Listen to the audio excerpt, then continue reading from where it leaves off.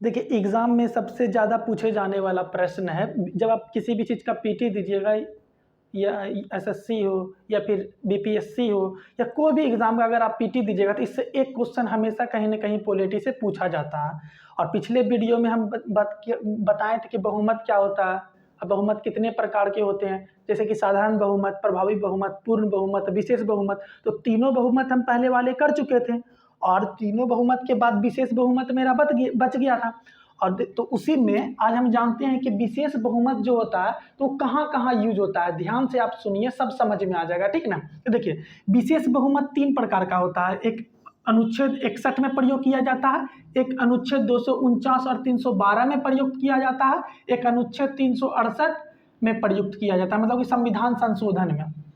तो सबसे पहले हम जानते हैं कि विशेष बहुमत होता क्या है। साधारण बहुमत, प्रभावी बहुमत, पूर्ण बहुमत तो हम जान चुके थे ना। तो अब विशेष बहुमत क्या होता है? विशेष का मतलब होता है कुछ विशेष, जैसे आदमी में भी आप होता है कि वो विशेष आदमी है, कुछ विशेष होता है। तो उसी प्रकार विशेष बहुमत का मतलब होता है कि जैसे कि साधारण बहुमत, पूर्ण बहुमत, प्रभावी बहुमत में आधा से ज्यादा था लेकिन कुछ कुछ कानून अलग था। तो विशेष बहुमत में क्या होता है कि 2/3 हमेशा रहेगा। एक चीज याद कॉमन रखिएगा कि जब भी विशेष बहुमत आएगा तो 2/3 जरूर रहेगा। लेकिन अब इसमें से हमको ध्यान लगाना कि 2/3 कहाँ कहाँ प्रयोग होगा। जैसे अनुच्छेद 61 में राष्ट्रपति पर महाभियोग लगाया जाता है, राष्ट्रपति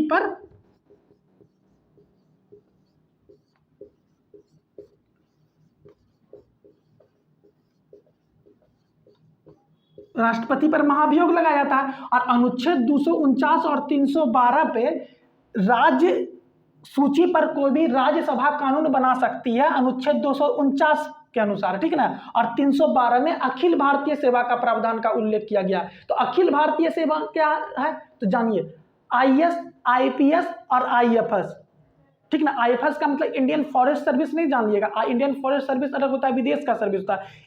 इंडियन फॉरेन सर्विस नहीं समझिएगा, इंडियन फॉरेस्ट सर्विस समझिएगा, ठीक ना। आईएएस मतलब Indian administrative service, Indian police service, ठीक ना। और आईएफएस का मतलब इंडियन फॉरेस्ट सर्विस। ये तीनों जो अखिल भारतीय सेवा और कोई अखिल भारतीय सेवा बनाने का प्रावधान किया जाएगा तो अनुच्छेद 312 के अनुसार, ठीक ना। तो अनुच्छेद 249 एवं 312 में अलग प्रावधान किया गया, 368 में अलग प्रावधान किया गया, ठीक है। तो सबसे पहले जानते हैं कि राष्ट्रपति का अनुच्छेद 61 में कुल सदस्यों का बहुमत का 2/3 था और इसको तो हम विस्तार से बता चुके हैं, तो आप पीछे वाला वीडियो में जाके देख लीजिएगा, ठीक ना। अब हम बात करते हैं अनुच्छेद 249 और 312 और अनुच्छेद 368 में। तो सबसे पहले हम देखते हैं, इसको मिटा देते हैं। देखिए, अनुच्छेद 49 एवं 312 में जो विशेष बहुमत का प्रयोग किया जाएगा उसमें साफ लिखा हुआ उपस्थित एवं मतदान करने वालों का 2/3 सदस्य। याद रखिएगा, ये दोनों का जो भी होगा उपस्थित,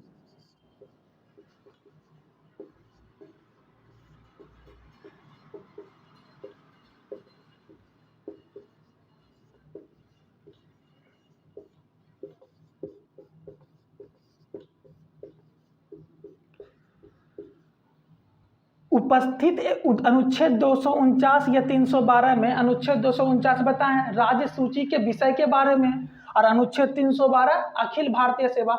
मतलब अगर क्वेश्चन आएगा कि राज्यसभा राज्य सूची के विषय में जो भी कानून बनाएगी राज्य हित के लिए तो किस तरह से कौन सा बहुमत से पारित करेगी, या अनुच्छेद 312 से अखिल भारतीय सेवा का सृजन करेगी तो कौन सा बहुमत से पारित करेगी, तो उपस्थित एवं मतदान करने वाले सदस्यों का 2/3। तो अब एक बात हम जानते हैं कि संसद सदस्य मेरा मान के चलिए 545 सीट है ना, 545 सीट है। तो उपस्थित 545 में तो उपस्थित रोज तो आते नहीं है। बच्चा में हम लोग स्कूल जाते हैं या कोचिंग जाते हैं, देखते होंगे कुछ ना कुछ लोग तो उपस्थित अब्सेंट रहता है, अनुपस्थित रहता है। तो मान के चलिए कोई भी व्यक्ति उपस्थित, मतलब कि मान के चलिए 120 सदस्य उपस्थित हुए, तो 120 सदस्य में उपस्थित हुए जो मत देंगे तो कम से कम 2/3 का बहुमत होना चाहिए, तभी यह विधेयक पारित होगा। मतलब 2/3 लोगों का जब बहुमत हो जाएगा तब उसके बाद यह कानून बन सकता है कि अखिल भारतीय सेवा का सृजन हो, तो 249 में राज्यहित के कानून बना सकता है। और दोनों याद रखिएगा, दोनों राज्यसभा ही पहले पारित होगा, दोनों से राज्यसभा ही कानून बनाने का अधिकार है, ठीक। ठीक ना। तो एग्जाम में याद रखिएगा कि अनुच्छेद 249 और 312 में कैसे पारित होगा, उपस्थित एवं मतदान करने वाले सदस्यों का 2/3 बहुमत, ठीक ना। तो अब यहां ध्यान दीजिएगा, एग्जाम में बहुत ज्यादा इंपॉर्टेंट टॉपिक है, बार बार फंसता है, बार बार एग्जामिनर द्वारा फंसाया जाता है स्टूडेंट को, तो इससे 1 नंबर हमेशा बनेगा। क्या बनेगा, तो यहां ध्यान दीजिएगा, अनुच्छेद 368, अनुच्छेद 368 को हम समझते हैं। देखिए, अनुच्छेद 368 में संविधान संशोधन का प्रावधान किया गया, लेकिन संविधान संशोधन में जो के अलावा भी कुछ कुछ प्रयोग राष्ट्रीय आपातकाल, सुप्रीम कोर्ट के न्यायाधीश या मुख्य न्यायाधीश, हाई कोर्ट के न्यायाधीश या मुख्य न्यायाधीश, कोई भी न्यायाधीश होना चाहिए, कंप्ट्रोलर ऑडिटर जनरल यानी कि CAG, CEC chief election commission, जैसे राष्ट्र भारतीय निर्वाचन आयोग, विधान परिषद का निर्माण, अगर कोई भी राज्य, जैसे विधान परिषद जानते हैं भारत के 6 राज्य में है, लेकिन कोई भी राज्य चाहेगी कि विधान परिषद का हमको निर्माण करना हो या समाप्त करना हो, तो उसको पारित करने में अनुच्छेद 368 में जैसे प्रयोग किया जाता है वैसे होगा। तो इसका प्रयोग 2 प्रकार से किया जाएगा। इसका प्रयोग जो है अनुच्छेद 368 में कुल सदस्यों का बहुमत, कुल सदस्यों का बहुमत, और दूसरा उपस्थित एवं मतदान करने वाले सदस्यों का बहुमत, उपस्थित एवं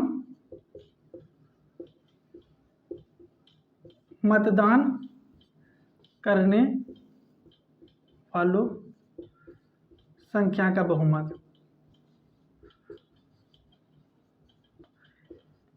तो और ऑप्शन में आपको यहां पे रहेगा कुल सदस्यों का बहुमत एवं उपस्थित एवं मतदान करने वालों के सदस्यों का बहुमत। तो इसका मतलब समझिए, तो कुल सदस्य पहले होना चाहिए कुल सदस्यों का बहुमत। तो पिछले वीडियो में हम बताए थे कुल सदस्यों का बहुमत, कुल सदस्यों का बहुमत का मतलब कुल सीट से आधा सीट पारित होना चाहिए। 2 नियम होगा, समझिएगा ध्यान से।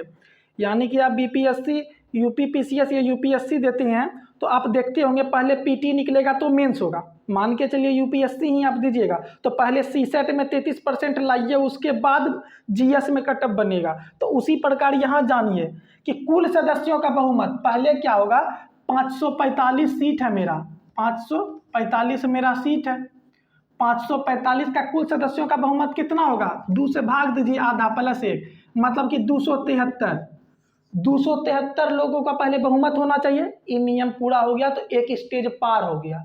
अब दूसरा क्या होना चाहिए, यहां ध्यान दीजिए, अब 273, अब इस सदन जो ई उपस्थित है मतदान करने वालों की संख्या का बहुमत जब होगा तो पहले तो 273 होना चाहिए। 273 लोग कर दिया कि हाँ 545 में 273 लोगों का समर्थन हो गया, सुप्रीम कोर्ट के मुख्य न्यायाधीश को हटाना है, हाँ 273 लोगों का समर्थन होना चाहिए बहुमत कि हाँ सुप्रीम कोर्ट के मुख्य न्यायाधीश को हटाना है, भारतीय निर्वाचन आयोग को मुख्य न्यायाधीश हटाना है, हाँ उसको 273 को पहले पारित करना, या विधान परिषद का निर्माण करना। राज्य में संसद में तो साधारण बहुमत से होगा, याद रखिएगा। पहले राज्य में, जैसे मान के चलिए कोई भी राज्य ले लेते हैं कि पश्चिम बंगाल में विधान परिषद है नहीं, अब विधान परिषद लागू करना चाहती है, तो वहां पे पहले पश्चिम बंगाल में विशेष बहुमत से होगा। तो कुल सदस्यों का बहुमत मतलब 273 होना चाहिए, 273 होना चाहिए ना संसद में, आधा का ज्यादा। उसके बाद क्या होगा, मान के चलिए 545 है, और 545 में 545 में मान के चलते हैं कि 300 लोग उपस्थित हुआ या मत दिया। 545 में उस दिन नहीं आया, एब्सेंट हो गया, 300 दी, तो 300 का 2/3 क्या हो गया, 2/3 क्या हो गया, 100 गुना 200 कितना हुआ, 200। तो आप बताइए कैसे होगा बहुमत, कैसे होगा बहुमत। यहाँ पे क्या था, 200 आया, 273 से तो नीचे है, मतलब क्या, उपस्थित एवं मतदान करने वालों संख्या का बहुमत जो होता है कुल बहुमत से बराबर आना चाहिए या ज्यादा आना चाहिए, तभी हो पाएगा, नहीं तो नहीं हो पाएगा।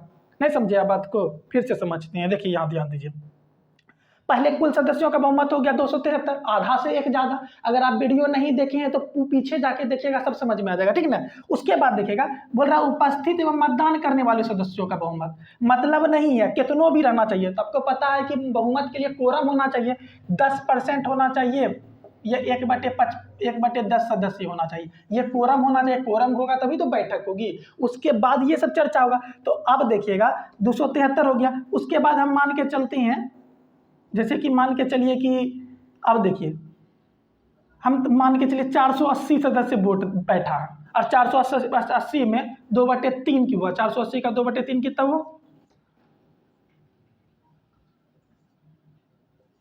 320। आप बताइए 320 आया, 273 से 320 ज़्यादा है, तो ये पारित हुआ क्या नहीं हुआ, 273 से 320 ज़्यादा है, तो अब ये पारित हो गया। मतलब अब सुप्रीम कोर्ट के मुख्य न्यायाधीश हो या महालेखा नियंत्रक परीक्षा हो या विधान परिषद का निर्माण हो, क्या होगा, इसको अब समाप्ति हो जाएगा, क्योंकि पहले कुल सदस्यों का बहुमत और उपस्थित एवं मतदान करने का बहुमत, इससे ज़्यादा हमेशा ये आना चाहिए, समझ गए होंगे। लेकिन अब देखिए एग्जाम में ये नहीं पूछेगा जोड़ घटाव कि कितना होता है कितना, वो तो समझदारी के लिए बता। एग्जाम में पूछेगा कि राष्ट्रपति को कैसे हटाया जाता है, कुल सदस्यों का बहुमत द्वारा, या फिर कुल सदस्यों का बहुमत उपस्थित एवं मतदान करने वाले संख्याओं का बहुमत के द्वारा, या कुल सदस्यों का बहुमत एवं उपस्थित एवं मतदान करने वाले संख्याओं का बहुमत, या प्रभावी बहुमत के द्वारा। तो इस चीज को, छोटा छोटा चीज को हमको याद रखना है, ठीक ना। तो अब अनुच्छेद 368 में संविधान को में संशोधन किया जाएगा विशेष बहुमत के द्वारा, कुल सदस्यों का बहुमत एवं उपस्थित एवं मतदान करने वाले सदस्यों का बहुमत। बार बार इस चीज को माथा में लिख लीजिए और कहीं रट लीजिए कि ये सब जो भी चीज होगा, ये चीज एग्जाम में पूछेगा। चाहे राष्ट्रीय आपातकाल लागू करना हो, याद रखिएगा राष्ट्रीय आपातकाल लागू करने में भी कुल सदस्यों का बहुमत एवं उपस्थित एवं मतदान करने वाले सदस्यों का बहुमत होगा। और मान के चलिए, लेकिन अगर वित्तीय आपातकाल बोलेगा तो नहीं होगा, वित्त आपातकाल साधारण बहुमत से होगा। वित्त आपातकाल अगर एग्जाम में छोटा छोटा चीज को पढ़िएगा तभी पीटी निकालिएगा। ये बार बार एग्जाम में फंसाया जाता है कि लोकसभा के अध्यक्ष को कैसे हटाया जाता, तो प्रभावी बहुमत दे देगा, तत्कालिक बहुमत दे देगा, पूर्ण बहुमत दे देगा। तो इस चीज को छोटा छोटा पढ़िएगा, ठीक ना। वीडियो से आपको ये सीखना है कि क्वेश्चन कहाँ से मेरा बनेगा और फंसाया कहाँ जाता है। बीपीएससी हो या यूपीपीसीएस हो या एमपीपीएससी हो, कोई भी एग्जाम का आप सेट बनाइएगा, देखिएगा पक्का क्वेश्चन पूछा हुआ है, ठीक ना। तो अब राष्ट्रीय आपातकाल को लागू करना, वित्त आपातकाल को नहीं। सुप्रीम कोर्ट के न्यायाधीश या मुख्य न्यायाधीश, हाई कोर्ट के न्यायाधीश या मुख्य न्यायाधीश, कैग के अध्यक्ष या मुख्य निर्वाचन आयोग, विधान परिषद का निर्माण। तो आपको एक बात पकड़ना है, विधान परिषद का निर्माण पहले विधानमंडल में जो कानून पारित करेगी वो होगा कुल सदस्यों का बहुमत एवं उपस्थित एवं मतदान करने वाले सदस्यों का बहुमत। उसके बाद पारित करके जो संसद भेजेगी तो संसद करेगी साधारण बहुमत। समझे बात को। अब नेक्स्ट देखिए, अब देखिएगा, अब नेक्स्ट समझते हैं कि अनुच्छेद 368 में जो संविधान संशोधन होता है, एक ऐसे होगा संविधान, एक साधारण बहुमत के द्वारा होता है, एक ऐसे होता है सबसे ज्यादा इस तरह से होता है, एक होता है संघ सूची के मामले में, जैसे कि जीएसटी हो गया, राष्ट्रपति का चुनाव हो गया, जो सभी राज्य जिससे प्रभावित होगा। तो उसमें क्या होता है ना कि ये बहुमत से पारित होने के बाद राज्य विधानमंडल में कुल भारत में 28 राज्य है, तो 28 राज्य का आधा विधानमंडल में साधारण बहुमत से विधेयक पारित होगा। तो संघ सूची के मामले में तो उस तरह से विधेयक पारित होगा। तो आधा और जानकारी के लिए हम संविधान संशोधन का वीडियो बनाएंगे और उसके माध्यम से हम जानेंगे कि संविधान में संशोधन कैसे होता है, करने का क्या प्रक्रिया है, कितना अनुच्छेद में है, ठीक ना। हम आशा करते हैं कि आपको समझ में आया होगा। तो आपको छोटा छोटा से बार बार वीडियो देखिए और समझ में आएगा। ठीक है, धन्यवाद। कमेंट जरूर नीचे कीजिए।